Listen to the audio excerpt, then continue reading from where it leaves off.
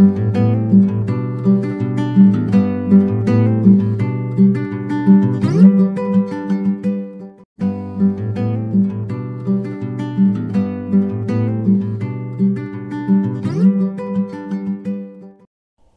Everyone. आज का हमारा लेक्चर अंबेडकर के लोकतंत्र पर विचार, इसका दूसरा और अंतिम भाग है। देखिए, जो पिछला हम लोगों ने देखा पूरा का पूरा डिस्कोर्स अंबेडकर का, हम लोग समझे कि कितने टाइप्स बताते हैं वो प्रजातंत्र के, उसमें किसको सबसे ज़्यादा महत्वपूर्ण मानते हैं। हाँ, ये सारी चीज़ें हम लोगों ने चर्चा करी। उसमें बताया उन्होंने कि किस तरीके से राजनीतिक लोकतंत्र, आर्थिक लोकतंत्र और सामाजिक लोकतंत्र, इन सब की अवधारणाओं को मूर्त रूप भारत में देना जरूरी है ना। अगर यहाँ पर हम लोग आए सेकंड पार्ट में उसके, तो सेकंड पार्ट में कुछ और दूसरी चीज़ें हैं जिनके बारे में अंबेडकर चर्चा करते हैं। जिसमें देखिए, अंबेडकर सिर्फ सरकार बनाने की अवधारणा को लोकतंत्र नहीं मानते।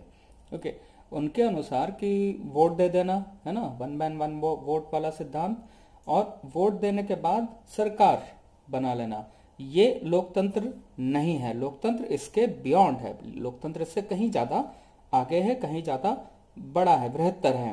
देखें, लोकतंत्र की जड़ों को तलाशने के लिए अंबेडकर ये सुझाव देते हैं कि हमें जो भी सामाजिक संबंध हैं व्यक्तियों के बीच में, ओके, उन सामाजिक सह संबंधों को जानना बहुत आवश्यक है। वो आखिर में किसी भी प्रजातांत्रिक राज्य में या किसी भी प्रजातांत्रिक समाज में जो व्यक्तियों के बीच में सामाजिक सह संबंध है वो किस तरीके के हैं, ये जानने के लिए अंबेडकर जो है अपने लोकतंत्र के सिद्धांत को आगे बढ़ाते हैं। देखिए, समाज सिर्फ एक शब्द नहीं है, अंबेडकर ये कहते हैं।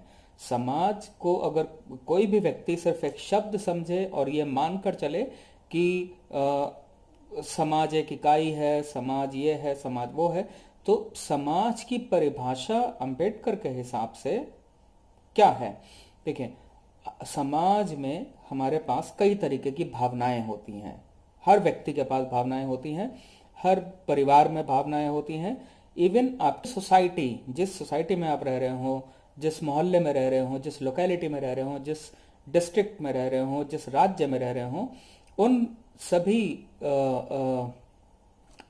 इस पूरे डिस्कोर्स की अलग अलग भावनाएं आपको देखने को मिलती हैं। राज्य की भावना अलग होगी, जिले की भावना अलग होगी, आपके मोहल्ले की भावना अलग होगी, आपके परिवार की भावना अलग होगी। तो ये सब चीजें सामाजिक भावना में वो शामिल करते हैं।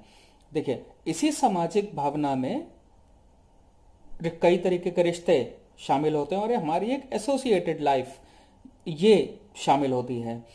अगर समाज भावनाओं को, सारी भावनाओं को और रिश्तों को, और साथ ही साथ जो हमारी एक आपसी संबंध है, जो हमारा एसोसिएटेड लाइफ है, इसको अगर समाहित करके रखता है, तब हमें यह मानना चाहिए कि समाज में प्रजातंत्र व्याप्त है। ओके, अगर समाज में प्रजातंत्र व्याप्त नहीं होगा तो वो समाज कहाँ जाएगा, कैसा होगा, ये अगर हमें जानना हो तो अंबेडकर यहाँ पर ये कहते हुए दिखते हैं कि अगर ये चीजों का पूरी तरीके से पराभव हो चुका होगा या ये चीजें समाज में होंगी ही नहीं, तो व्यक्ति प्रजातंत्र की तरफ नहीं जाएगा, व्यक्ति हमेशा अपने संकीर्ण विचारों की तरफ आगे बढ़ेगा। ओके, जो भी व्यक्ति के दिमाग में आइडियाज हैं, जो भी व्यक्ति की विचारधारा है, जो भी व्यक्ति की सोच है, उसी सोच के हिसाब से वो समाज को देखेगा और आगे फर्दर आगे बढ़ेगा ना। देखिए, ये जो सार्थक समाज है, इस सार्थक समाज के लिए हमें इंक्लूसिव होना पड़ेगा, हमें समाहित करना पड़ेगा। ओके, हमें एक दूसरे को सम्मान देना पड़ेगा, तभी हम एक सार्थक समाज की तरफ बढ़ पाएंगे, एकता की भावना विकसित हो पाएगी इस समाज में।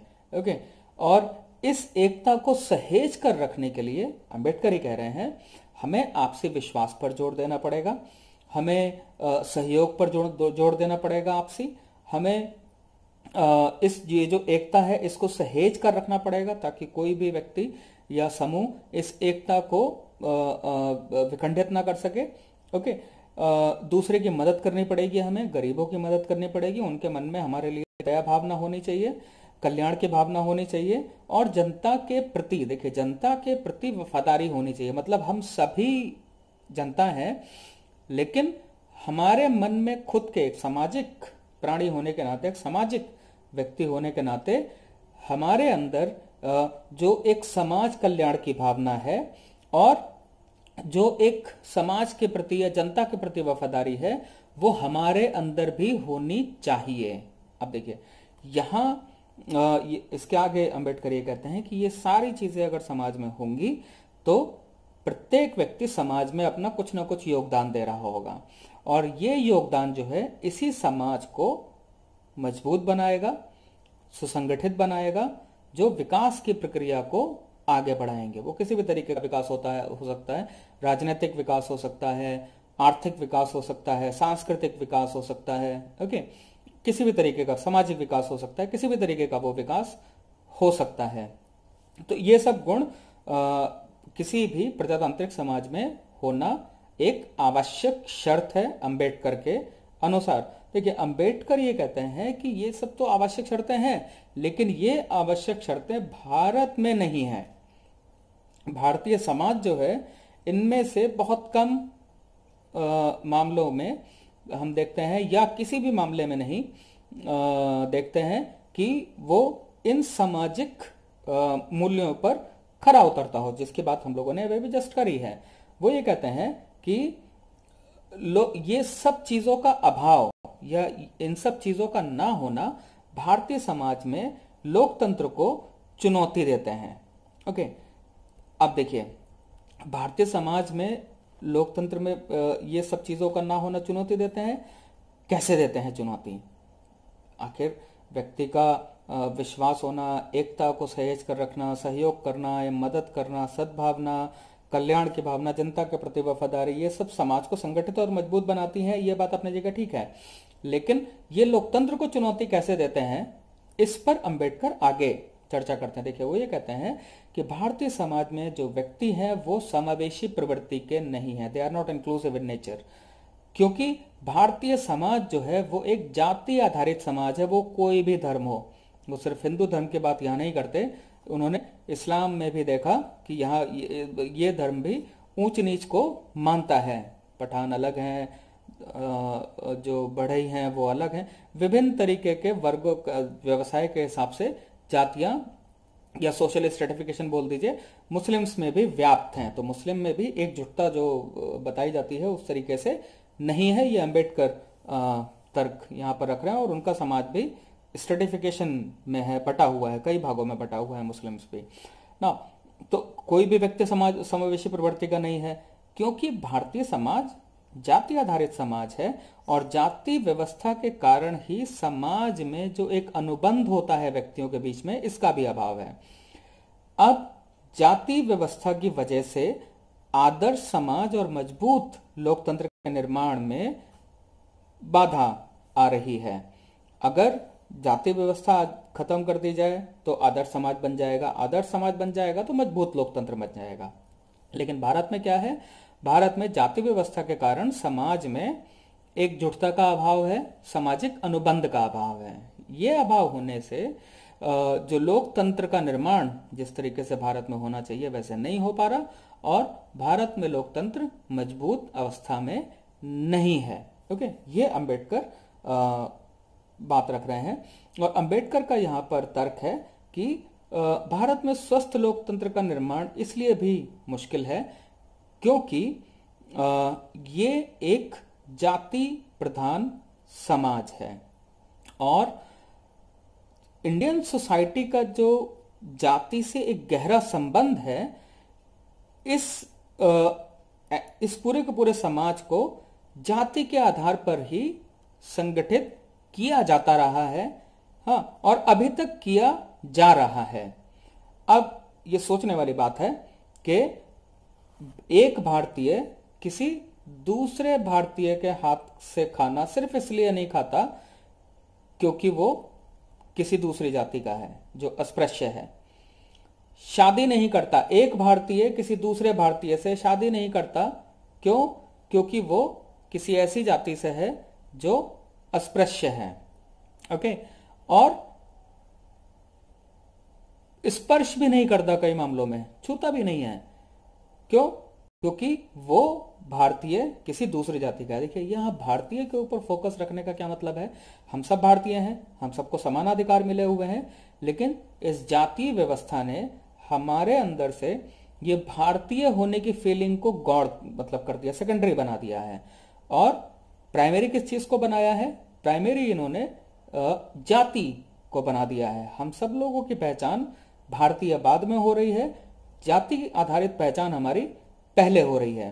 तो जब जाति आधारित पहचान हमारे पास पहले आएगी तो ऑब्वियस सी बात है, ऐसा समाज कभी भी समावेशी समाज नहीं बन सकता। और जब तक समाज समावेशी नहीं होगा, प्रजातंत्र जो है वो अपने मूल्य, जो हम लोगों ने पिछले लेक्चर में बात करी, उन मूल्यों को कभी भी हासिल नहीं कर पाएगा। ठीक है, पहला पार्ट है उसका, उस लेक्चर को आप सुनिएगा ना। इसके बाद वो बताते हैं आर्थिक क्षेत्र में, जो पिछले लेक्चर में हम लोगों ने डिस्कस किया।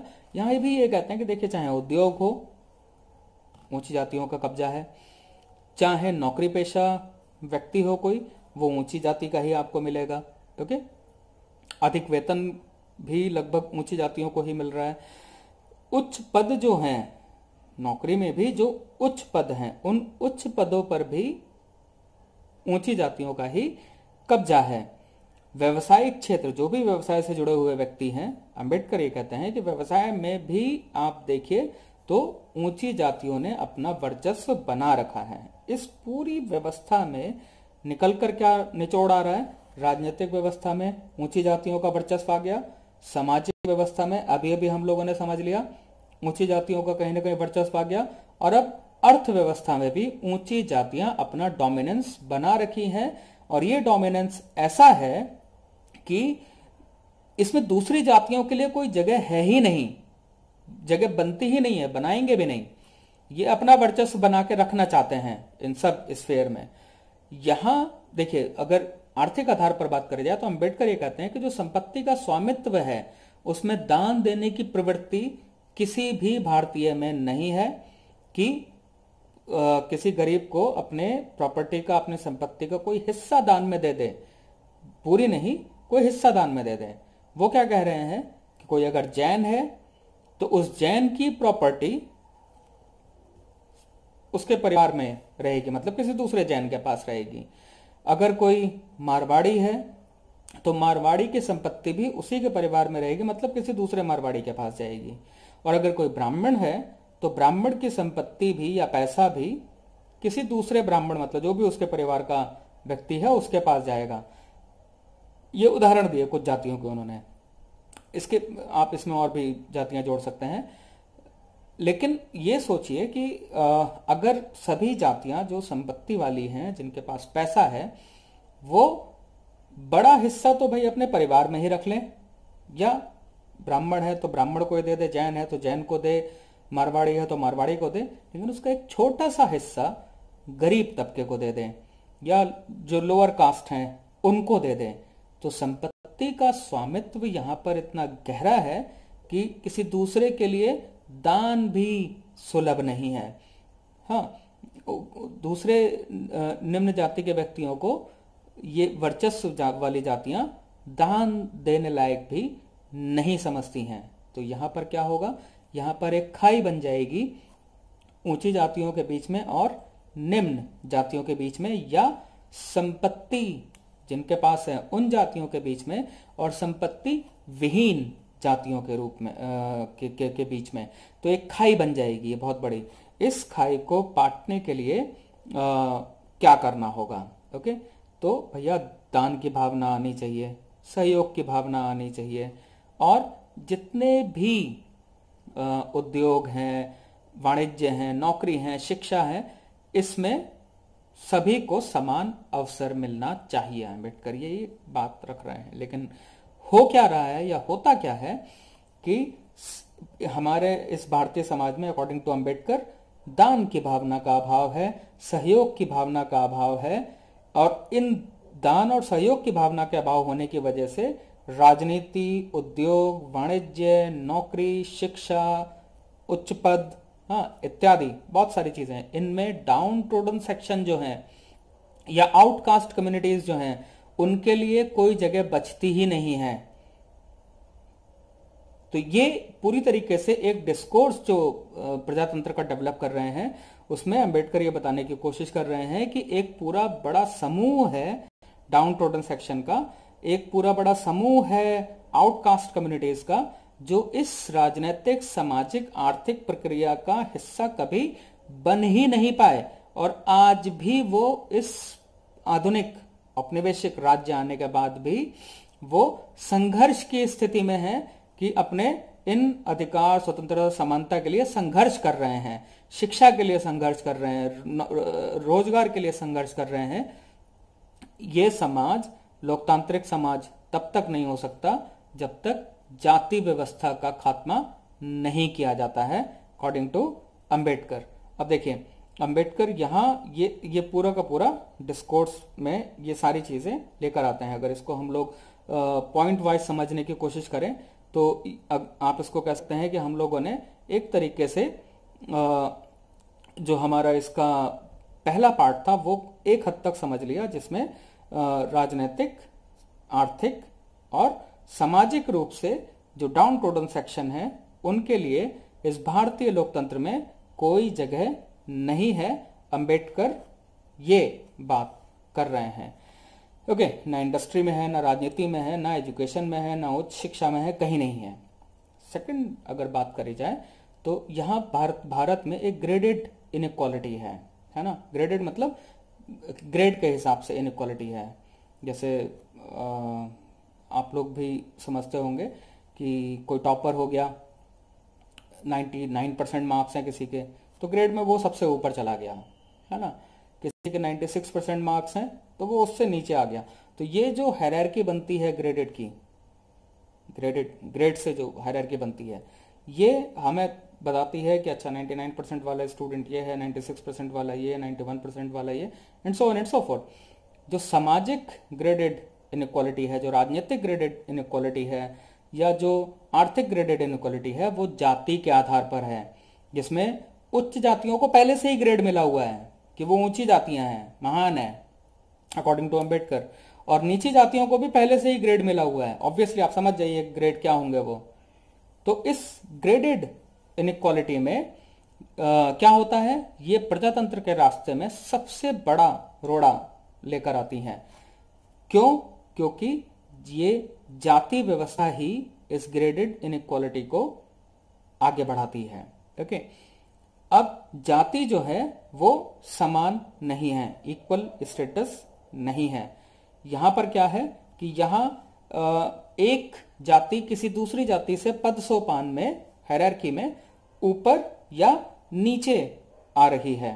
ओके, ब्राह्मण है सबसे ऊपर हो गया, दलित हैं सबसे नीचे आ गए, और मिडिल कास्ट्स हो गई कुछ, जैसे वैश्य कम्युनिटी, राजपूत कम्युनिटी या ओबीसीज, ये सब लोग आ गए। तो अंबेडकर ये कहते हैं कि भाई जो हायरार्की है, जो पद सोपान है, उसमें सब एक दूसरे से या तो ऊपर जा रहे हैं या पद सोपानीय व्यवस्था में, जाति व्यवस्था में नीचे की तरफ जा रहे हैं। तो नीचे की तरफ कौन जा रहे हैं? जो लोअर कास्ट ग्रुप्स हैं।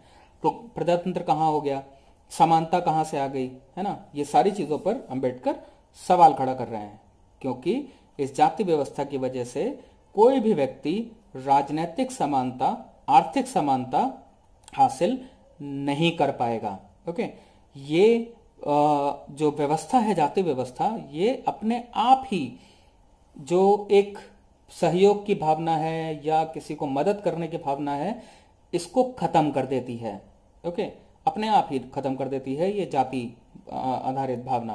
ओके, तो ये अंबेडकर यहां पर ये कहते हैं कि भाई जो कास्ट सिस्टम है, उस कास्ट सिस्टम का खात्मा जरूरी है, और यहां वो क्लास और कास्ट में अंतर भी बताते हैं। हालांकि वो ये कहते हैं कि भारत में क्लास और कास्ट कहीं ना कहीं एक जगह आकर मिल जाती हैं, क्यों? क्योंकि उच्च वर्ग से में वही व्यक्ति मौजूद हैं भारत में जो ऊंची जातियों में शामिल होते हैं, और निम्न वर्ग में वही व्यक्ति शामिल हैं जो निम्न जातियों से शामिल होते हैं। अब उच्च वर्ग में कौन व्यक्ति आएगा? वर्ग का मतलब क्लास, जैसे अमीर कोई है या कोई एजुकेटेड है या किसी के पास बहुत पैसा है या कोई गरीब है, तो ये अमीरी गरीबी और या एजुकेशन का स्तर ये हमारे वर्ग तय करती है। जैसे मजदूर वर्ग हो गया, मजदूर एक जाति नहीं है, मजदूर एक वर्ग है। जैसे छात्र एक वर्ग हो गया, स्टूडेंट क्लास हो गई एक, या शिक्षक अपने आप में एक वर्ग हो गया। किसी भी तरीके का आप वर्ग इसमें ला सकते हैं। तो ये जो वर्ग है, अंबेडकर ये कहते हैं कि ये वर्ग उच्च वर्ग जो है ये भी ऊंची जातियों से जुड़ गया है भारत में। इस उच्च वर्ग में नीची जातियों के लिए या लोअर कास्ट के लिए, डाउन ट्रोडन के लिए कोई जगह है ही नहीं। तो उच्च वर्ग और ऊंची जातियां ये एक दूसरे के एक तरीके से पर्यायवाची शब्द बन गए हैं, साइनोनिमस शब्द बन गए हैं। और निम्न वर्ग और निम्न जातियां भी एक दूसरे के पर्यायवाची शब्द बन गए हैं, जिसका तोड़ा जाना बहुत जरूरी है ताकि भारत में सामाजिक, आर्थिक और राजनीतिक लोकतंत्र की, स्वस्थ लोकतंत्र की स्थापना की जा सके। अब देखिए नेक्स्ट वो ये बताते हैं कि ये जो फिक्सेशन है ना, ये जो हमने फिक्स कर दिया है कि कास्ट जो है डेमोक्रेसी में किस तरीके से नुकसान उसको पहुंचा रही है। और क्यों पहुंचा रही है नुकसान? क्योंकि जो हम लोगों ने एक फिक्स कर दिया है ऑक्यूपेशन, है ना, कि ब्राह्मण है तो शिक्षा के क्षेत्र में रहेगा, राजपूत है तो police, army, even colonial administration में भी हम लोगों ने देखा कि विभिन्न धर्म जो वेरियर कम्युनिटीज से रहे थे, अधिकतर पुलिस में या एडमिनिस्ट्रेशन में, अधिकतर में, मैं सभी नहीं कह रहा, अधिकतर वही कास्ट या रिलीजन के लोग जाया करते थे। तो यहाँ जो फिक्स हुआ ऑक्यूपेशन कि इस कास्ट के हैं तो ये काम करेंगे, इस कास्ट के हैं तो ये काम करेंगे, और ब्रिटिशर्स के आने से पहले तो ये बिल्कुल रिजिड फॉर्म में मौजूद था फिक्सेशन। ये फिक्सेशन डेमोक्रेसी के मार्ग में, है ना, ये जो फिक्स कर दिया हमने कि कौन किस ऑक्यूपेशन में रहेगा, ये डेमोक्रेसी के मार्ग में या प्रजातंत्र को हासिल करने के लिए बहुत बड़ी बाधा के रूप में भारत के सामने खड़ा हो जाता है। ओके, यहां पर अंबेडकर ये कहते हैं कि भाई एक जो कास्ट है वो एक तरीके का ऑक्यूपेशन करने के लिए बाध्य कर दी जाती है। सोसाइटी यहां पर व्यक्ति को वो कार्य करने के लिए फ्री नहीं छोड़ती है जो कार्य करने की उसमें इच्छा जागृत होती है, बल्कि सोसाइटी उसको उसके फिक्स्ड ऑक्यूपेशन की तरफ बढ़ने के लिए प्रेरित करती है ना, कि भाई अगर आप किसी